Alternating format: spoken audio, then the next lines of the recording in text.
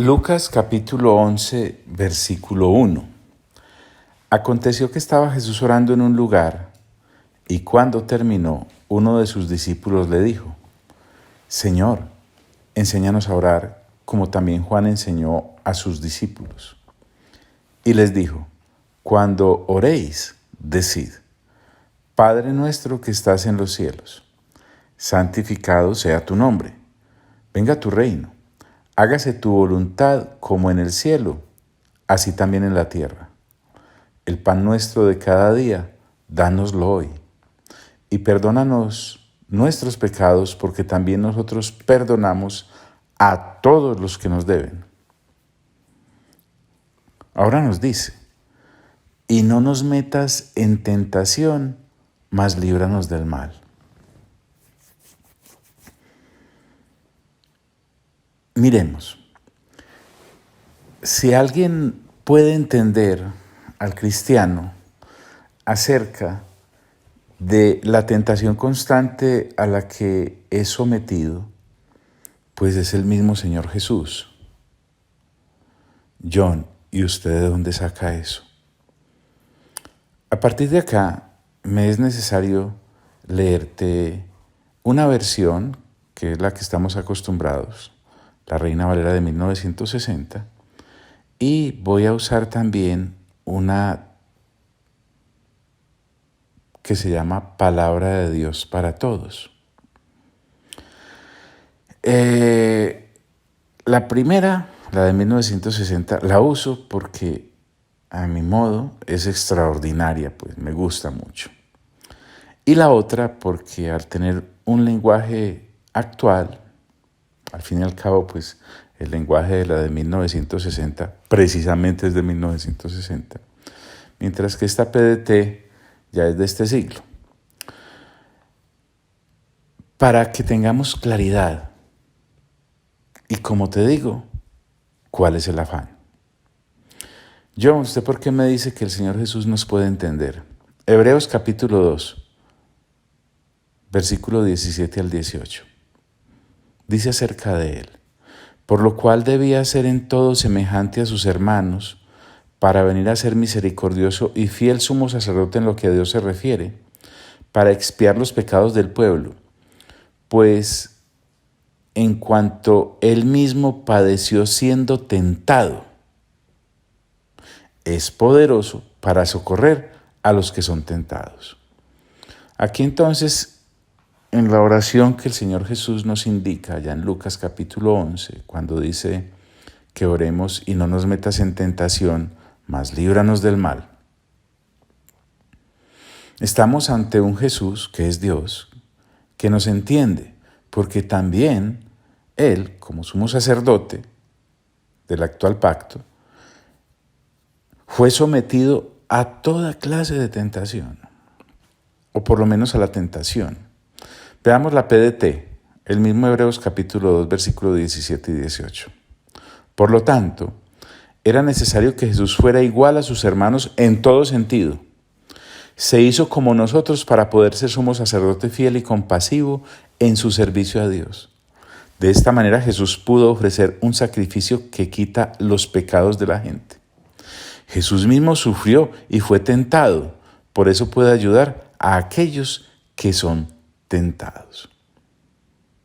Recordemos que en la porción anterior de Lucas capítulo 11 hablamos de que le pidiéramos al Padre de que nos perdonara los pecados. Hay todo un asunto con respecto a esto. Una cosa es ser tentado y otra cosa es ya haber pecado. En cuanto a la compasión que el Señor Jesús siente por nosotros, es porque Él fue tentado. Mientras que en cuanto a que comprenda nuestros pecados, no es porque Él pecó, sino porque entiende la naturaleza caída del ser humano. Por eso tenemos que hilar bien delgadito al tratar de entender, guiados por el Espíritu Santo, este pasaje de y no nos metas en tentación, mas líbranos del mal. El 4:15 de Hebreos, 4, 15 y 16 en la versión del 60.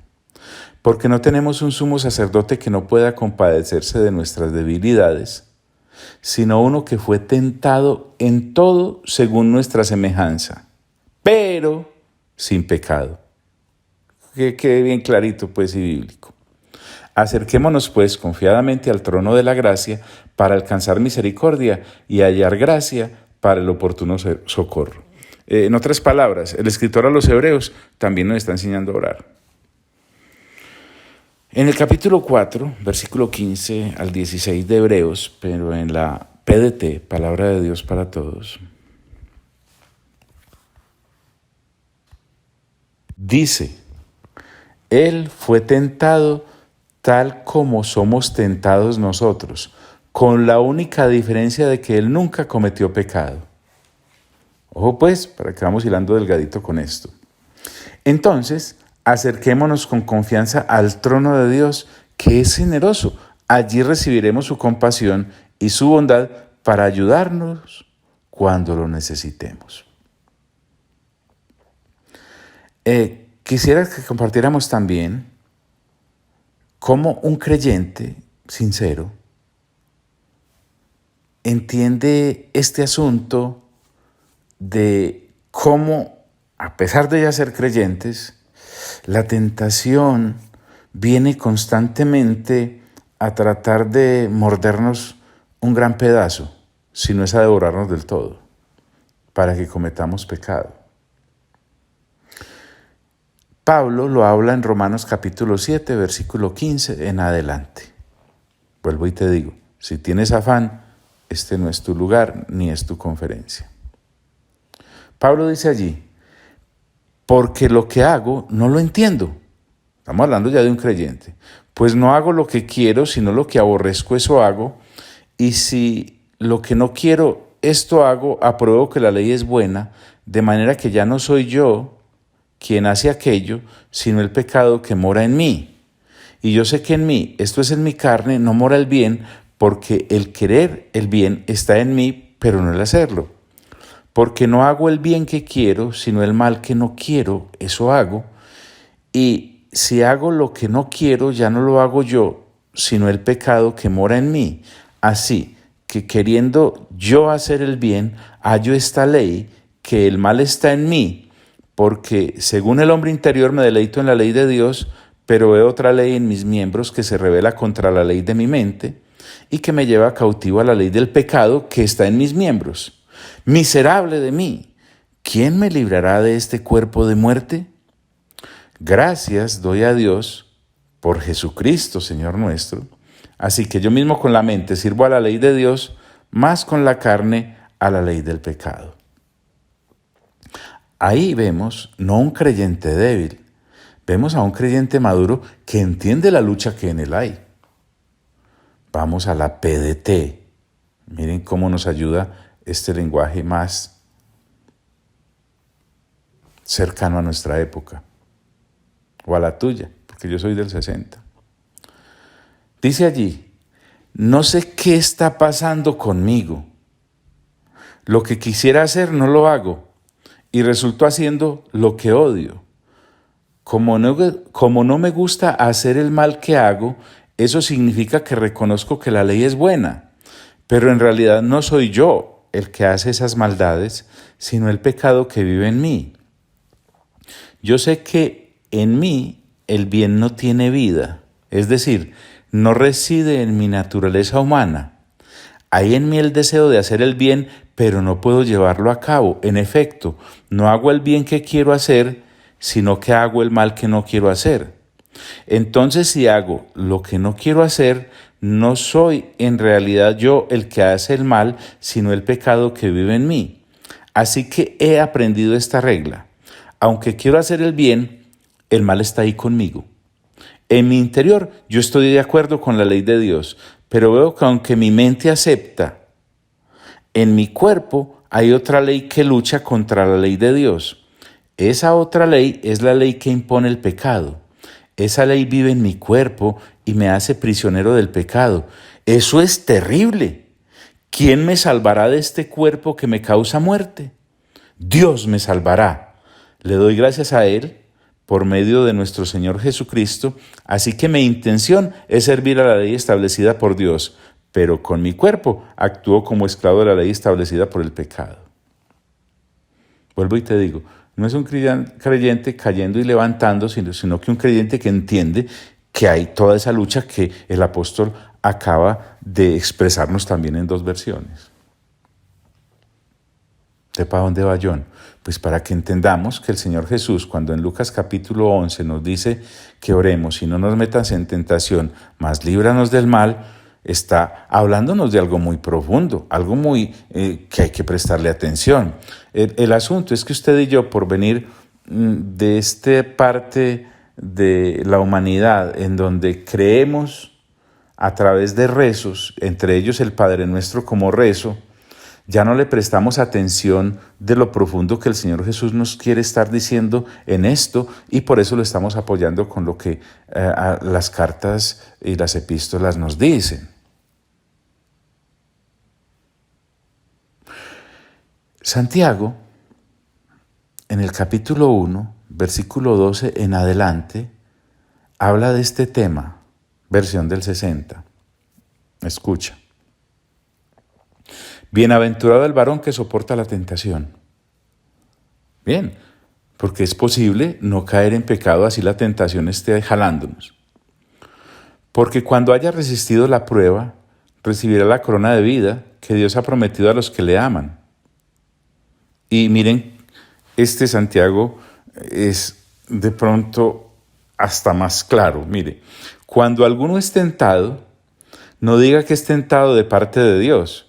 Sí, porque a veces al hablar allá en el Padre Nuestro, que el Señor Jesús nos indica y decimos, si no nos metas en tentación, estamos pensando que es tal vez Dios el que nos está empujando a eso. Y no.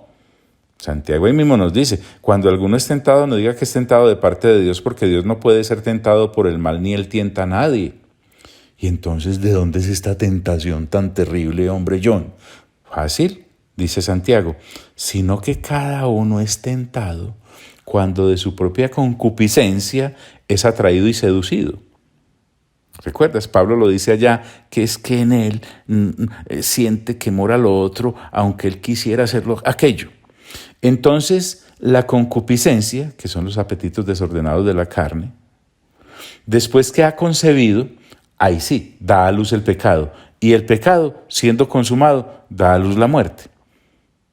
John, pero eso es para la gente del mundo, los que no tienen a Dios. Pero por favor, Santiago dice, amados hermanos míos, no erréis. Esto es para creyentes. Toda buena dádiva y todo don perfecto desciende de lo alto del Padre de las luces, en el cual no hay mudanza ni sombra de variación. Él, de su voluntad, y oiga esto, nos hizo nacer por la palabra de verdad, para que seamos primicias de sus criaturas. En ese solo pedacito habla de nuevo nacimiento y futuro eterno. PDT dice en Santiago 1, del versículo 2 en adelante, afortunado el que mantiene la fe cuando es tentado. La fe en Cristo Jesús, desde luego, porque recibirá el premio de la vida eterna que Dios ha prometido a los que lo aman. Qué bonito. Se conjuga con lo de Romanos 8 cuando dice, y sabemos que a los que aman a Dios. Cuando alguien tenga una tentación, por favor, te ruego que no pienses en la tentación del vecino o de la vecina. Ellos tienen las de ellos. Vamos a hablar de la nuestra, de la mía, de la tuya. Miren cómo nos conoce y cómo nos desnuda la palabra. Cuando alguien tenga una tentación, no diga que es tentado por Dios, pues a Dios no lo tienta la maldad, ni tampoco Él tienta a nadie. Uno es tentado cuando se deja llevar por el mal deseo que lo atrae y lo seduce. Luego, el deseo malo da a luz el pecado, y el pecado, una vez ha crecido, conduce a la muerte. No se engañen, mis estimados hermanos. Todo lo bueno que hemos recibido, todo don perfecto que viene de arriba es de Dios, del Padre creador de los astros del cielo, en quien nunca hay cambio ni sombra. Dios, por su libre decisión, Taratatán, oiga bien, nos dio nueva vida. Y por medio del mensaje de la verdad, para que nosotros fuéramos lo mejor que se le ofrece a Dios de la creación entera. ¡Ja! Hombre, uno podría apagar ahí e irse a dormir, pero insistamos. Volvamos a lo que ya leímos en Gálatas capítulo 6, versículo 1 en adelante, en el mensaje anterior. Vuelvo y te digo, ¿cuál es el afán? Hermanos míos, si alguno fuere sorprendido en alguna falta, vosotros que sois espirituales, restauradle con espíritu de mansedumbre, considerándote a ti mismo, no sea que tú también seas tentado. Sobrellevad los unos las cargas de los otros, y cumplid así la ley de Cristo. Bueno, aquí estamos en un asunto bien interesante. Pablo me está hablando de alguien que ya cayó en pecado. ¿Por qué? Porque la tentación la consumó y entonces pecó. Entonces le habla a los que no han pecado, pero que sí pueden ser tentados, que hay que ayudarle. Porque, continúa el texto, el que se cree ser algo no siendo nada, a sí mismo se engaña. Así que cada uno someta a prueba su propia obra y entonces tendrá motivo de gloriarse solo con respecto de sí mismo y no en otro, porque cada uno llevará su propia carga. El que es enseñado en la palabra, haga partícipe de toda cosa buena al que lo instruye. No os engañéis, Dios no puede ser burlado, pues todo lo que el hombre sembrare, eso también segará. Porque el que siembra para su carne, de la carne segará corrupción, mas el que siembra para el Espíritu, con mayúscula, del Espíritu segará vida eterna. No nos cansemos pues de hacer el bien, porque a su tiempo segaremos si no desmayamos. Así que, según tengamos oportunidad, hagamos bien a todos y mayormente a los de la familia de la fe. La PDT, Gálatas capítulo 6, versículo 1 en adelante. Hermanos, es posible que alguno de ustedes caiga en la trampa del pecado. Ustedes que son guiados por el Espíritu, acérquense a Él y ayúdenle a corregir su error. Pero ojo, háganlo con humildad, pues ustedes también pueden caer en tentación. Ayúdense cuando se encuentren en problemas, pues así estarán cumpliendo la ley de Cristo. Si alguno se cree muy importante cuando en realidad no lo es, se está engañando a sí mismo. Cada uno debe evaluar sus propios actos y estar satisfecho de sus logros sin compararse con los demás. Que cada uno cumpla sus propias responsabilidades.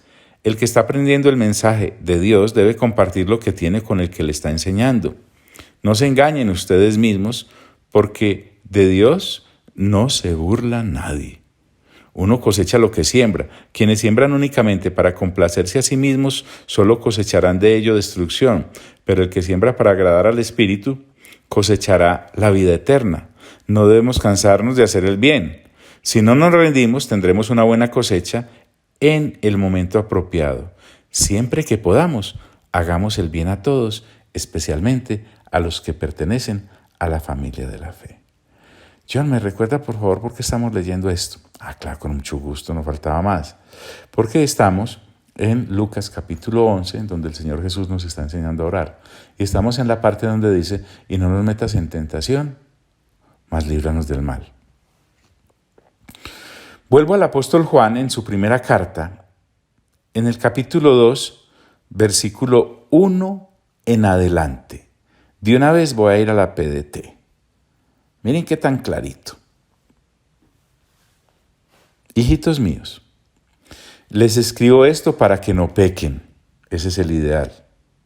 Pero si alguno peca, tenemos a uno que nos da la confianza de acercarnos al Padre, Jesucristo, el justo. Él sacrificó su vida para quitar nuestros pecados, y no solo los nuestros, sino los de todo el mundo. Podemos estar seguros de que conocemos a Dios si hacemos lo que Él nos manda. Alguien puede decir, yo conozco a Dios, pero si no obedece sus mandamientos, es un mentiroso. Y la verdad no está en su vida, pues el amor llega a su perfección cuando uno obedece lo que Dios enseña. La prueba de que andamos bien con Dios es la siguiente. Y nos trae un ejemplo.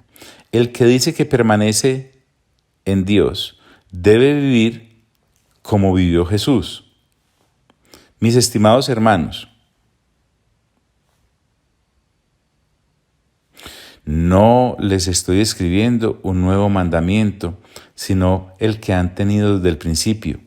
Este es el mandamiento antiguo, es el mensaje que ustedes ya han oído.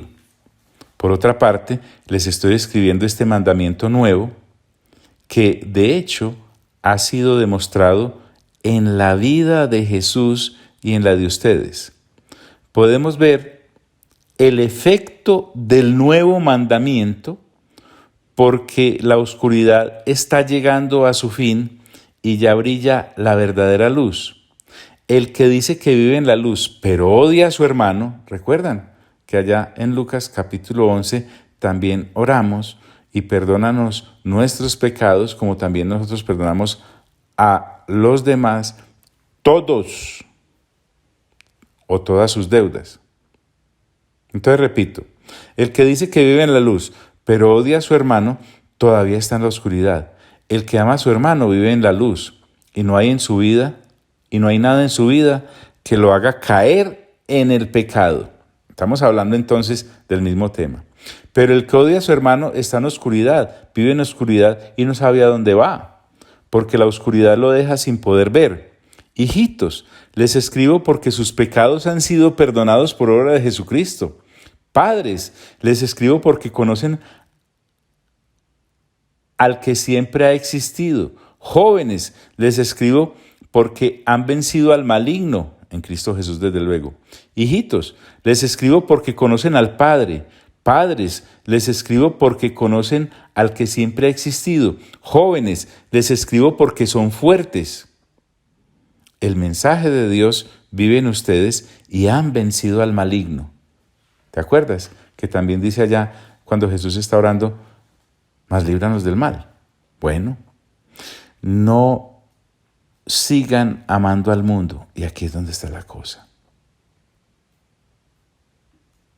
En la tentación y en el pecado, si me meto por esa línea, estaré amando al mundo al cual debo aborrecer. Pero si la resisto en Cristo Jesús desde luego y vivo la vida del Espíritu, entonces estaré en el plan correcto de Dios. Por eso Juan ahora nos dice, no sigan amando al mundo ni lo que hay en él. Si alguno ama al mundo, es porque no tiene el amor del Padre. Esto es lo malo del mundo. Y lo explica. 2 puntos.